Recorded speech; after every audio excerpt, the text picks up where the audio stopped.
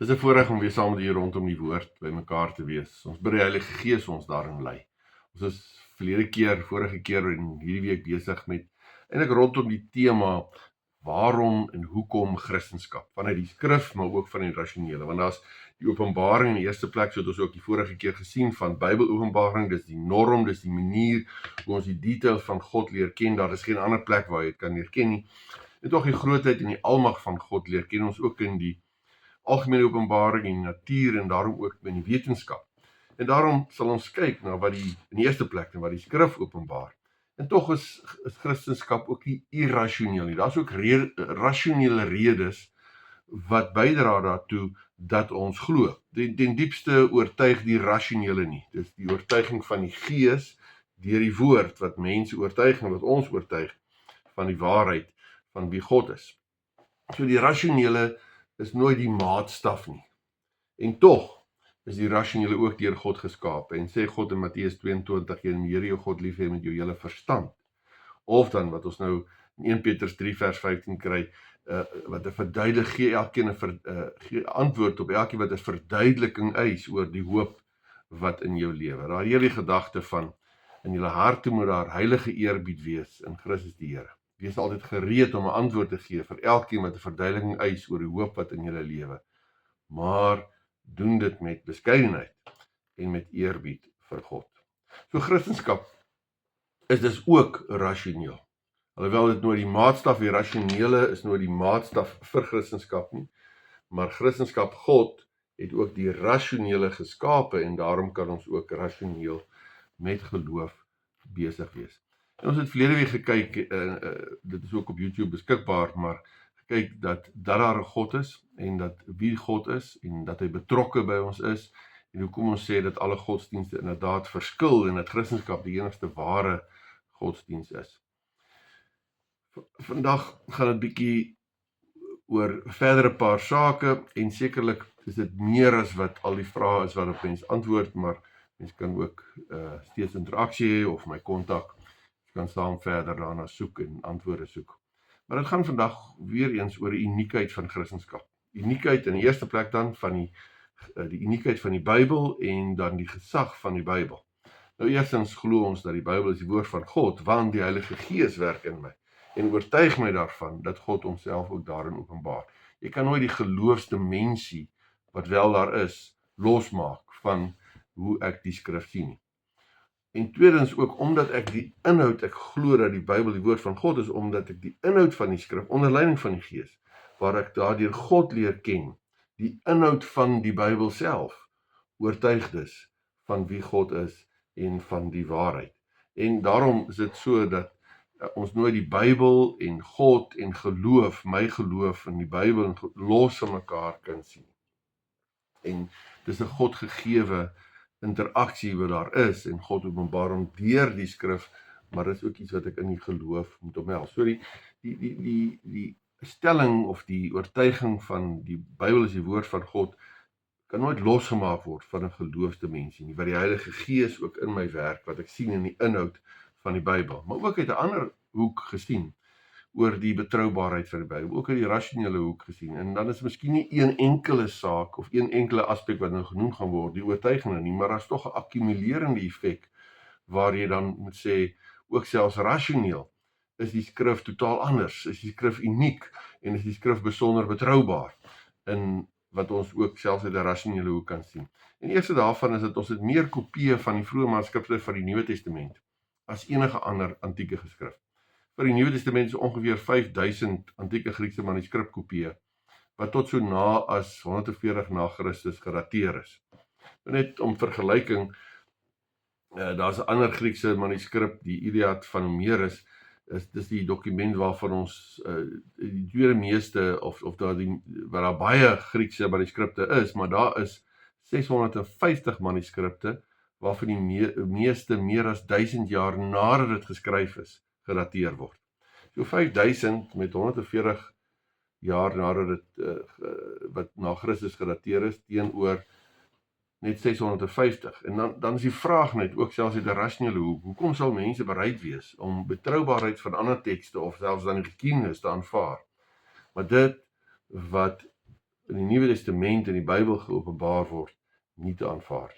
Daar's ook 'n logiese argument waarom ons wel sal aanvaar dit wat in die Bybel geopenbaar word. Maar ook in die samestelling van die Bybel is daar 'n uniekheid. Die uniekheid van die Christelike geloof is juis dat die openbaring in die Bybel het geskied oor, ja, is nou groot verskille oor, maar tot sover is 1500 jaar wat die Bybel geskryf is onder leiding van 40 verskillende mense, onder leiding van die Heilige Gees. En oor die lang tydperk en verskillende persone wat op verskillende plekke die woord op die ou end, die inhoud van die woord geskryf het, onder leiding van die Gees. En tog met hierdie verskillende persone en verskillende plekke is daar die sentrale tema van God se genade. Eintlik maar die sentrale tema van die mens wat homself vasdraai en homself nie kan red nie. God se genade wat uitreik tot die mens, wat redding bring en dan die mens se reaksie daarop. Daar's hierdie sentrale tema wat opbou na die koms van Christus as verlosser en dat hy kom en wat daar gebeur en ook wat na sy koms gebeur het. So sentrale lyn van God se openbaring, al is dit 40 verskillende mense of verskillende kontinente oor 'n baie lang tyd wat geskryf is. En dit is uniek, want baie van die ander godsdienste het 'n bepaalde tydstip. Die Koran is aan Mohammed gegee in die 7de eeu. Ja, Joseph Smith het die boek van die Mormone ontvang as 'n persoon op een tydstip. Boeddha het ongeveer in die 6de eeu voor Christus al die ander leringe verwerp en sy eie leringe bekend gestel as die openbaar.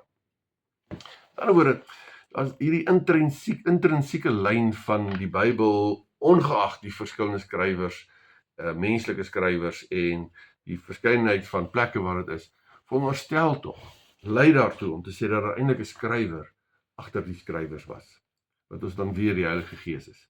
Dat dit eintlik maar een boek is, een openbaring met 66 hoofstukke. Wat ook uniek is rondom die Bybel is die gebrek aan kritiek teen die inhoud. Baie van die skrywers was nou ooggetuies, het self beleef wat gebeur het en het dan geskryf of party het dit dan nagevors en geskryf. Maar die punt is, in die tyd wat die meeste dinge geskryf is, was daar steeds mense wat nog geleef het, wat dit kon verifieer of dan nou nie. En tog lees ons nie van mense wat gesê het dat dit geskryf is, dat daar 'n dispuut is van, nee, hierdie ou het dit net op sy eie uitgedink en hy het maar self hierdie ding opgemaak. Dit is dus toetsbaar gewees in die tyd hoe dit geskryf is, omdat daar mense was wat dit beleef het, wat kritiek kon lewer, maar wat ons nie van lees nie. So selfs in die historiese, as mens na die historiese kyk, dan is daar getuienis van betroubaarheid. Dit is met ander woorde nie onlogies of onwetenskaplik om te sê dat die Bybel is uniek en is waar en is betroubaar. Dis iets wat ons ook kan eintlik die teendeel so baie moeiliker wees, met soveel getuienis wat daar is, ook op rasionele vlak, om te sê dat die Bybel is maar net nog 'n gewone boek. Maar ook 'n ander aspek waar ons vanmôre wil kyk, is Jesus Christus as verlosser en dan nie net as 'n profeet soos baie van die ander godsdienste hom sien nie. Nou, in die eerste plek natuurlik, die oortuigende is in die skrif self, en seker een van die belangrikste tekste is Johannes 1, waar daar staan dat die woord is self God. Aan die begin was die woord en die woord was by God en die woord was self God. Johannes 1 vers 1. Hy, vers 4 tot 5 sê, hy is die lewe wat die lig is vir die mense, en ons weet God is lig.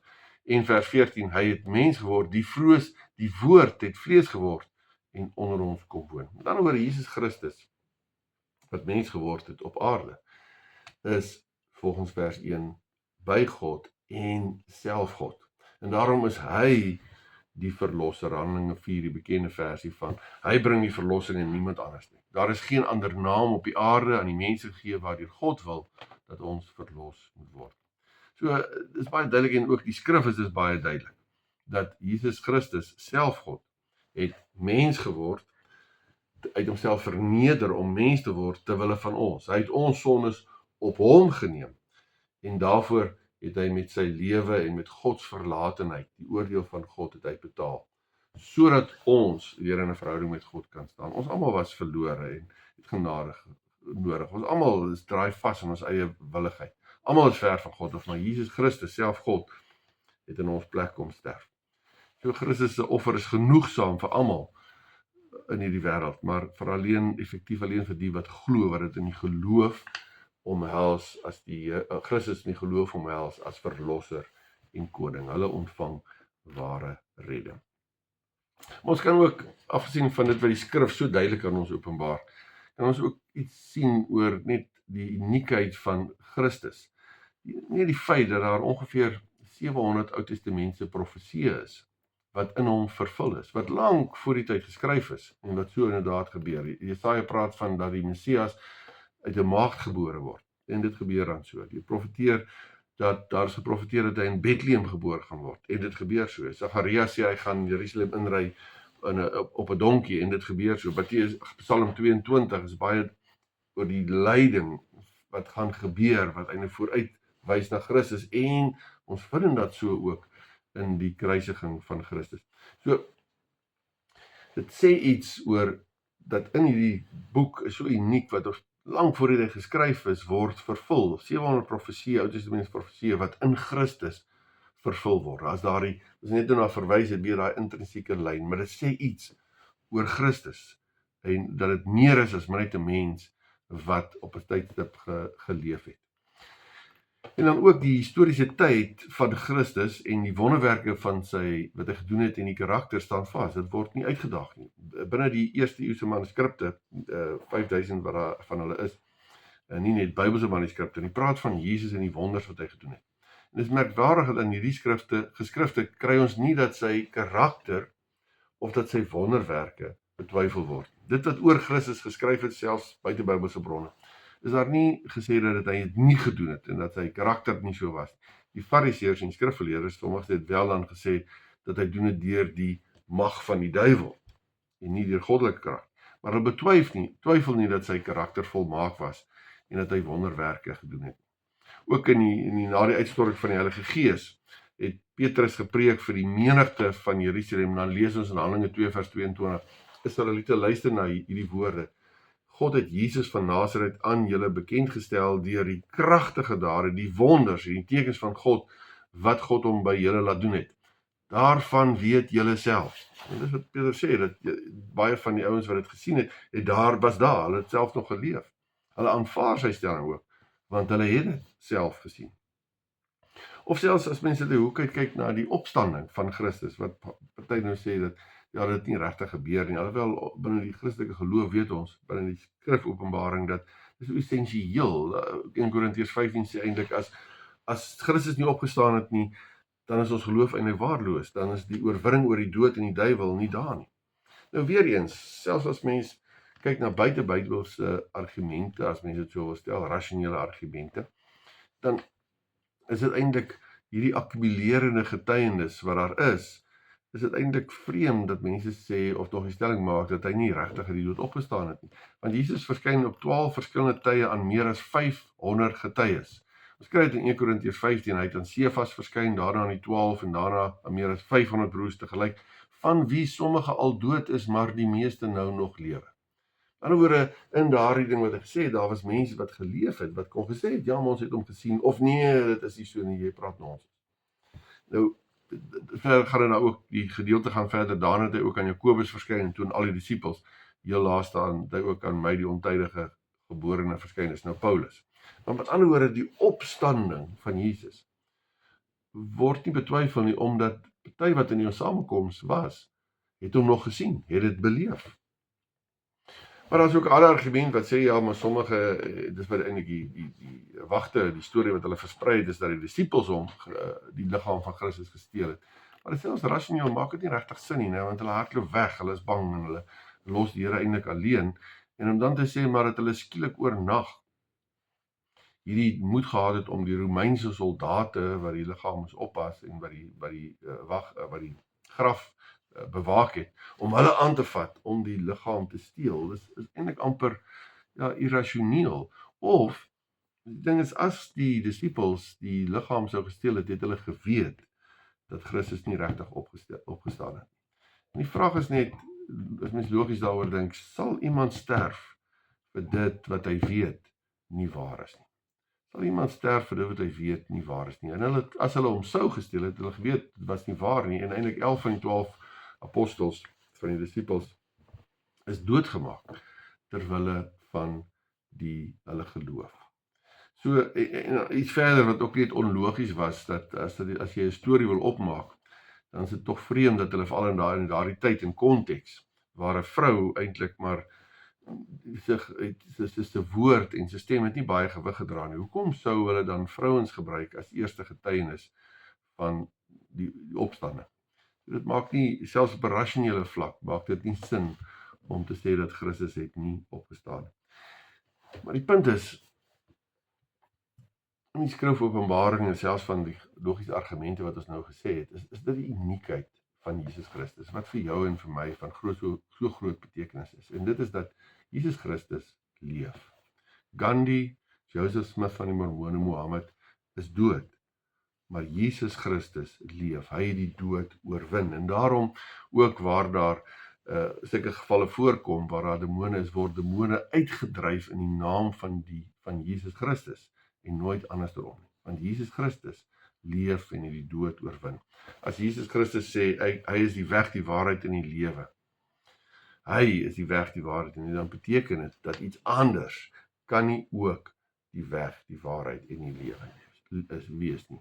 En daarom sê Jesus met ander woorde nie vir Thomas, as hy gaan praat daaroor in Johannes 14 van oor die weg, die waarheid en die lewe, dan sê hy nie volg net 'n bepaalde klompie reëls, volg net 'n bepaalde kode, volg 'n bepaalde lewenswyse nie.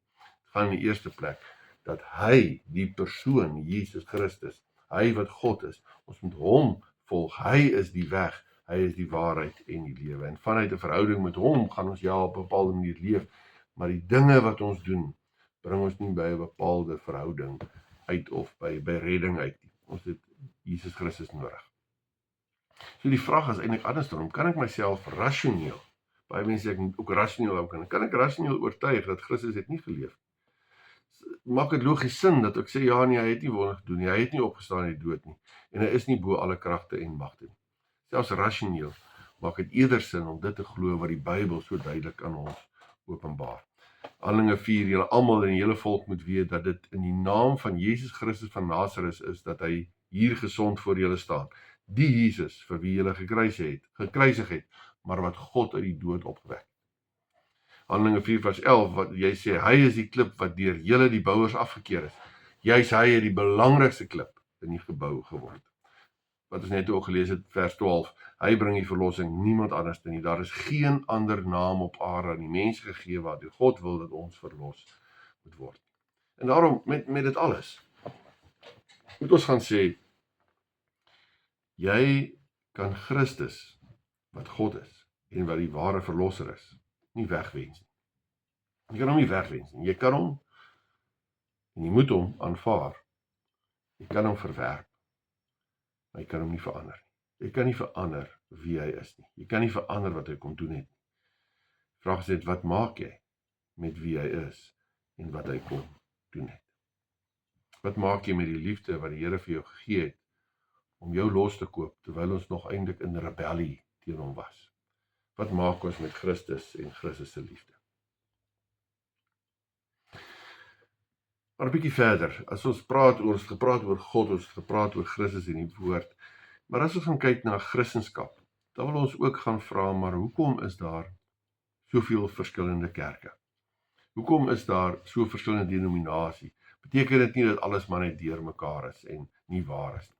Nou, in die eerste plek moet ons gaan sê dat die eenheid is God se bedoeling. As ons gaan kyk na die hoëpriesterlike gebed in Johannes 17, as die Jesus bid, dan sê hy bid dat hulle een sal wees. En dan praat hy van die disippels en die gelowiges, die wat nog tot geloof sou kom.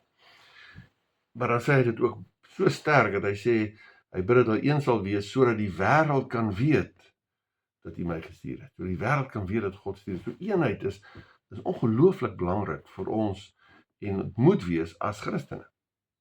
En tog binne die gebrokenheid en onvolkomendheid van hierdie wêreld wil mense nou verskille op die spits dryf en is daar verskillende interpretasies waarna ons nou gaan kyk.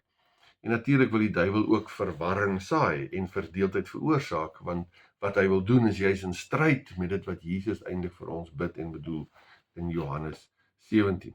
So as ons praat oor verskillende tussen kerke, dan moet ons eintlik ten minste onderskei tussen 3 verskillende kategorieë, as mense dit so wil noem. Die eerste is verskille oor belangrike verlossingswaarhede. belangrike verlossingswaarhede. Dis dinge wat ons sal bely in die geloofsbely, die 12 artikels, glo in God die Vader, die Almagtige, dit wat ons elke Sondag bely, of die artikels in die ander belyskrifte in Nicea en Sumer Athanasius, maar dit gaan oor kernwaarhede van die Christelike geloof. En dis eintlik die eerste ding, as ons verskil oor kernwaarhede, dan as jy dit nie meer aanvaar nie, dan is jy waarskynlik nie meer by ware Christendom nie. Dan is dit inderdaad 'n totaal valse kerk en 'n dwaling kerk, as dit nie meer die belangrike verlossingswaarhede aanvaar en verkondig nie. En as 'n kerk nie hierdie dinge aanvaar nie, dan moet jy ook nie daar deel word van so 'n kerk nie. Basiese, wat ons sal noem die algemene belydenisskrifte.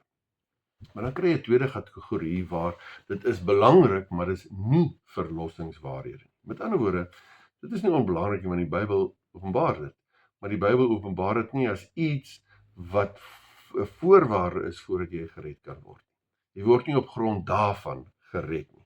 En dit sal wees dinge, selfs die siening oor die doop, nie oor doop dat dit gedoen word nie, maar groot doop, klein doop, of doping met die Heilige Gees, is dit as 'n aparte aksie daarvoor nodig, die spreek in tale en hoe dit gebruik word, hoe dit die inrigting van die Christelike gemeente, die kerkstruktuur en regering, dis dinge wat nie onbelangrik is nie, en wat ons moet navorsing en duidelikheid oor kry, maar dit bepaal nie Christendom nie. Daardie persone wat selfs daarin met jou verskil, is steeds Christene, en daarom moet ons in so 'n geval, as daar verskil is, in gesprek bly.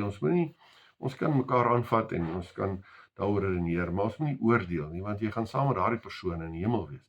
Want die kernaspekte van geloof is 'n redding deur geloof in Jesus Christus alleen, en nie bloot 'n bepaalde kerkregering of 'n bepaalde groot doop, klein doop siening nie.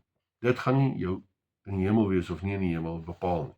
Dit is waarom ons in liefde ook met mekaar verskil of met mekaar praat, want ons gaan, as ons oor kerkdinge saamstem, saam in die hemel wees. Dis ons medegelowiges, dis ons broers en susters. Maar dan is daar ook 'n derde kategorie, en ons kom nou 'n bietjie terug na hierdie tweede kategorie, maar die derde kategorie is daar nie belangrike, nie verlossingswaarhede. Ek sou sê, dis sake soos, is daar 'n fisiese 1000-jarige ryk, of is ons nou eintlik maar in die vrede ryk waar Christus, waar die duiwel gebind is, of hoe die interpretasie is van die reëse in Genesis 6, of hoe presies gaan die hemel lyk, gaan dit nou goue strate wees, en so meer. Dis dinge wat iets van gesê word, maar nie genoeg dat ons regtig 'n volle prentjie kan kry daaroor nie. En daaroor moet ons nie stry nie. Ons moet nie besig wees met twisgesprekke nie, so dit duidelik ook is in die Bybel, ook in 1 Timoteus. Moenie fokus op dinge wat eintlik min oor geopenbaar is en wat nie in die kern van ons Christelike geloof is nie. En eintlik moet ons so ver gaan om te sê, as daar kerke is wat 'n klein, noem dit dan nou maar 'n klein onbelangrike saak vat en dit alles maak, is gewoonlik so 'n kerk wat die kern van die evangelie uit die oog verloor en baie keer 'n ding so skeef trek omdat 'n onbelangrike ding of 'n minder belangrike ding waaroor daar nie so duidelikheid is en openbaring is in die skrif nie, die kernding van geloof gemaak word. En dan kry jy 'n skeefstrekking en 'n verdraaiing, veral dan rondom daai bepaalde saak, so asof daai bepaalde saak jou saligheid gaan bepaal. So met die nie belangrike, nie verlossingswaarhede moet ons net ruimte skep, ophou stry, en ja, kan ons 'n rustige gesprek sekerlik daaroor hê, maar dit bepaal nie. Maar ek wil terugkom na hierdie tweede gedeelte. En hoe beoordeel ons, want ek weet die eerste is, iemand die kernwaarhede nie het nie, dan is daardie persoon eintlik nie 'n Christen nie, en dit is 'n groot breek. Hier moet ons eintlik net ruimte gee, maar waar dit nie belangrik nie kernverlossingswaarhede is nie. Maar wat van hierdie middelste? Hoe moet ons dit beoordeel? En hoe kan ons sê dat, ja, wat is die waarheid waar volgens ons moet beoordeel wat is reg en wat is verkeerd? En met ander woorde, daar is soveel kerke met soveel opinies, hoe weet ek waar ek is? En hoekom verskil kerke so en op grond waarvan? Nou, dis 'n groot onderwerp as wat ons nou kan hanteer, maar dit gaan tog, en dis wat ek vanmôre net kort iets wil oor sê, is jy oor die skrif. Dit gaan oor die siening van die skrif en die manier hoe jy die skrif hanteer. Baie mense sê, ja, die Bybel is die enigste antwoord, maar hoe hanteer jy die skrif? Jy kan die skrif sê, ja, die Bybel, maar jy hanteer dit op 'n verkeerde manier, dan kom jy by verkeerde manier antwoorde aan. Nou eerstens moet jy sê, ja, dis die woord van God. Dit is 'n no-brainer, né? Van as jy nie aanvaar as die woord van God nie, wat tog vreemd genoeg is daar mense wat sê, ja, dit is nie die woord van God deur mense nie, dis mense wat iets oor God geskryf het. Dis eintlik mense woorde. Terwyl 2 Timoteus 3 sê die hele skrif is deur God geïnspireer. So jy moet eerstens aanvaar, dis God se woorde. God praat met ons. En ons moet probeer mooi verstaan wat sê God, ja, maar dis God se woorde. En daarom as ons weet wat ons moet ons dit doen.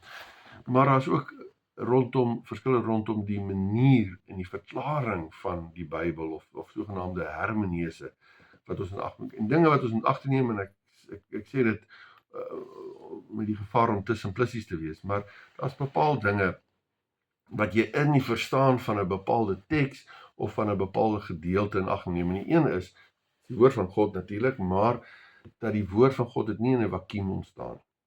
Dit het met werklike mense in 'n werklike situasie, hoe God met hulle gehandel het, so het God homself openbaar. Daar is dus 'n kultuurhistoriese agtergrond. Daar's 'n kultuurhistoriese agtergrond wat ek in ag moet neem as daar iets van 'n kultuurhistoriese agtergrond is wat ek kan aanwys, wat 'n effek het in die verklaring van die bepaalde teks. Die teks bly die woord van God, maar ek gaan dit beter verstaan as ek die kultuurhistoriese agtergrond in ag neem. So byvoorbeeld 1 Samuel 2 vers 8 en Jesaja 40 praat eintlik van insinueer dat die aarde het fondamente, hulle het pilare, met ander woorde die aarde is plat. Terwyl ons weet die kultuurhistoriese agtergrond of die wêreldbeeld van daai tyd was dat die aarde plat is en dan sluit die Here daarbey aan, maar dit gaan oor God wat die aarde op sy fondamente is. Dit gaan oor die standvastigheid van God. Dit is nie om te sê in die eerste plek hoe wil die aarde lyk. Maar as jy nie die wêreldbeeld van daai tyd in ag neem nie, dan gaan jy sê op grond van daai teks die wêreld is plat en ja wel, dan moet jy net versigtig wees jy nie te ver na een kant toe gaan nie.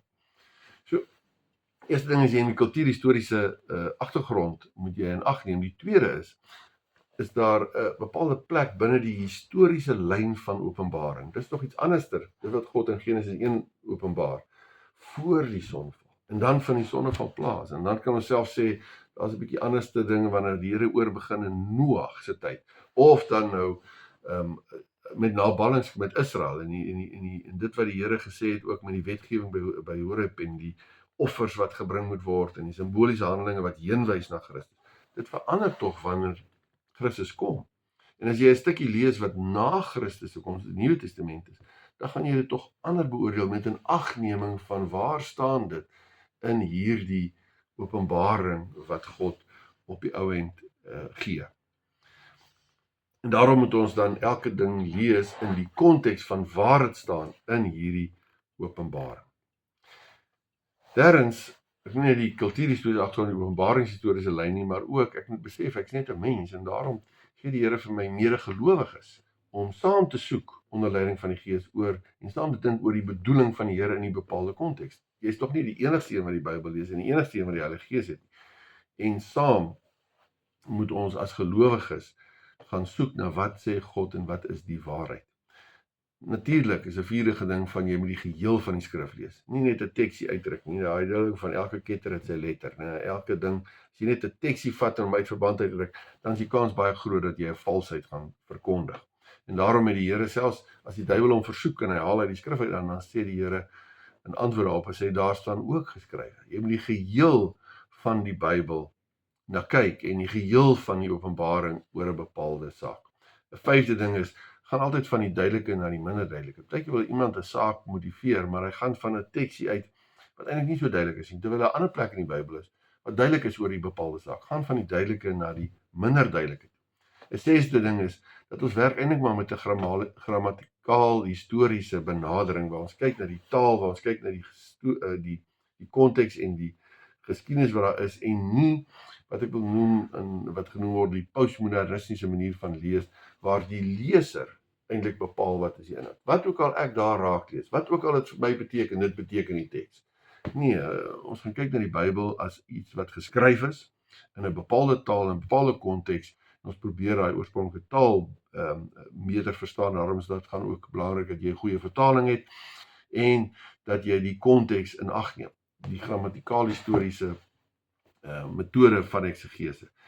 En dan moet ons in die laaste plek ook aanvaar, as jy met die skrif besig is, dan sê die skrif nie alles oor God nie. Dit sê alles wat ons nodig het om in 'n verhouding met God te leef en sodat ons kan weet hoe ons moet lewe. So ons moet ook aanvaar dat jy die Bybel nie moet oorvra net uit jou eie nuuskierigheid nie. Die Bybel is ook nie bloot 'n wetenskap of aardrykskundehandboek nie, dit is 'n Godsopenbaring. So dit sê genoegsaam wat jy nodig het om in 'n verhouding met God te lewe. En ek wil afsluit met eintlik net 'n paar dinge oor, as mens praat oor Christendom, wat is wesenseienskappe van Christendom? Dus gaan sê die waarheid van God, selfs bietjie onderskei tussen verskillende denominasies, maar as ons dan nou sê Christendom is uniek in die waarheid, wat is wesenlik aan Christendom? En as ons daai wese van Christendom nie doen nie, dan is ons eintlik besig om 'n valsheid te leef. En dit is inderdaad die eerste punt van Christendom, is dat Christendom is iets wat geleef moet word. Jy kan baie dinge oor fietsry weet en baie daaroor dink en lees en doen, maar jy is eintlik nie, fietsry kan jy nie doen deur dit nie te doen nie. Jy moet fietsry om iets te ervaar van fietsry af. Jy kan Christendom studeer, redeneer, filosofeer, debatteer, verifieer en is alles goed, maar as jy dit nie leef nie, dan mis jy dit. Christendom is bedoel om geleef te word. Jakobus sê, as 'n geloof nie oorgaan tot dade toe nie, dan is dit dood, dan help dit nie. Christendom is met ander woorde nie daar bloot vir 'n rasioneel stimulerend en interessant nie. Dit is bedoel in sy wese om lewensveranderend te wees. Christendom moet my lewe verander sodat ek los van my sonde weer gerig kan wees tot God, tot eer van God, want dit is my skepingsdoel. Skepingsdoel is om God te verheerlik. Christendom en die koms van Christus stel my weer in staat om te verander deur sy genade, want hy doen dit deur sy gees, sodat ek weer tot eer van God kan lewe. Christendom is lewensveranderend. Dit moet gedoen word. Dit kan nie net akademies wees nie. En dan 'n wesenlike deel wat ons baie keer miskyk as 'n Christendom is dat ons sout en lig is. Almal sal sê ja, ons is sout en lig. Maar dis die wese van wat ons doen vir die tyd wat ons nog hier op aarde is om sout te wees, wat smaak gee, wat verderf keer, wat lig te wees, wat die lig van God in 'n donker wêreld indra. So 'n Christendom is nie net om jou dors te les nie, maar om uit te borrel. Mens dink ook in Johannes 7 vers 37, waar hy op die laaste dag, die dag van die groot fees, het Jesus gestaan en uitgeroep, as iemand dors het, laat hy na my toe kom en drink. Met die een wat in my glo, is dit soos die skrif sê, strome lewende water sal uit sy binneste vloei. Ek drink self, maar die water vloei ook uit jou uit. En daarom stuur die Here ons. Die Here stuur ons, Lukas 19, seun van die mens het in ons gekom om te soek en te red wat verlore is, en dan sê hy in Johannes 20, sê Jesus aan die disippels, soos die Vader my gestuur het, stuur ek julle ook.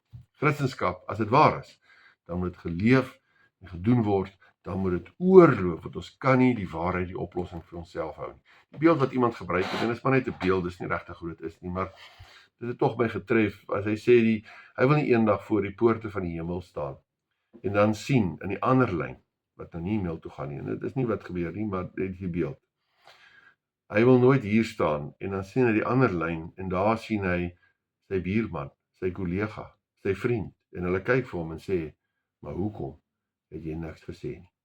Hoekom het jy nie ons ten minste probeer vertel nie? Hoekom het jy my opinie so gerespekteer, dat ek 'n verhouding met Jesus Christus gemis het? Dis die toppunt van liefdeloosheid. As ons stil bly. As ons stil bly, terwyl iemand nie die Here ken nie. Omdat ons dalk skaam is, omdat ons net nou dink ek is fanaties, net nou label hulle my, net nou as ek buite my gemaaksone, dis my persoonlike saak, solank my saak net reg is. Dis die toppunt van liefdeloosheid. As ons die waarheid van God se liefde nie aan ander mense oordra nie. God se kerk het nie 'n missie nie. God se missie het 'n kerk. God se missie in sy genade is dat hy neergebuig het om mense te red. En ons as kerk is geroep om daardie missie, daardie waarheid te verkondig.